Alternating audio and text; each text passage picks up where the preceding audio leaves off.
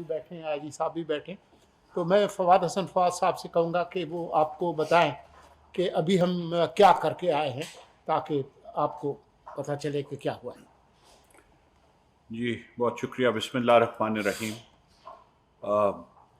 Normally तो आपके पास आते हैं तो हमेशा बड़ी खुशी से आते हैं और ये होता है कि अच्छा है ज़रा आपसे बात हो जाएगी। आज सच्ची बात यह है कि ख़बर तो अच्छी लेके आए हैं, लेकिन इतनी खुशी की साथ नहीं आए। हम बहुत ज़्यादा खुश होते अगर ऐसी सूरत हाल पैदा ही नहीं होती कि हमें यहाँ तक आना पड़ता। लेकिन बहरहाल ये रात को जो वाक़या हुआ उसकी सारी तफसील भी आपको बताएंगे कि कैसे ये हुआ।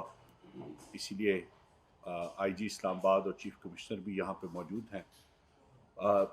लेकिन वज़ीर आज़म ने सुबह ही इसके बारे में एक ये कमेटी तश्कील दी और ये कहा जी कि इसके ऊपर फौरी तौर पे इस मसले को हल किया जाए। वाक़या तो आपको मालूम है, ये लोग रवाना हुए थे और इस दौरान जब भी ये आते आते इस्लामाबाद तक भी पहुँचे तो इनसे पुलिस ने और इंतज़ामिया ने रब्ता किया और ये कहा कि जी आप मुख्तलिफ़ जगहों की इनको ऑफ़र की कि आप अगर सिट इन करना चाहते हैं तो आप वहाँ पे चले जाएं, जिसमें H9 का एक ग्राउंड ऑफ़र किया गया, फिर F9 का पार्क भी ऑफ़र किया गया। दोनों जगहों का इन्हें कहा गया कि वहाँ पे आप बैठें, हम हर तरह से आपका ख्याल भी रखेंगे और हर तरह से आपकी हिफाजत भी करेंगे। और इनको ये भी बताया गया कि हमें थोड़ी सी आपकी सिक्योरिटी से मुताल्लिक भी खदशात जो हैं लाहक हैं।